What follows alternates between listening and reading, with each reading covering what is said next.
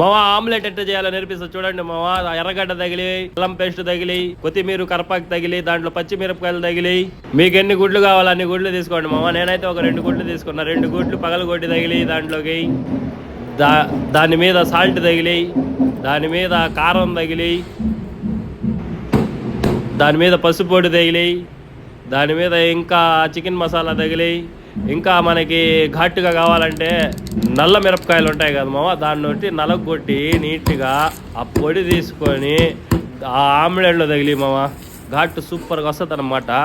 ఇవన్నీ తగిలించిన తర్వాత బాగా కలిపి తగిలి బాగా కలపాలి మామ, మిక్స్ అయినట్టు. పెనుం పెట్టు, పెనుం మీద ఆమ్లెట్ తగిలి 2 పక్కల బాగా కాల్చి తగిలి, ఆమ్లెట్ కాలిన తర్వాత కూడి తగిలి ఇంత పచ్చడి మావా, మిరపకాయ పచ్చడి చేసుకొని దాంట్లో నెయ్యి వేసుకొని ఆ ముద్ద కలిపి ఆ ఆమ్లెట్ పెట్టుకొని తగిలిస్తే అబ్బా తుమ్ములు లేచిపోవాల్సిందే. ఇంకేందే చూస్తున్నావు, వెళ్ళి ఆమ్లెట్ తగిలి.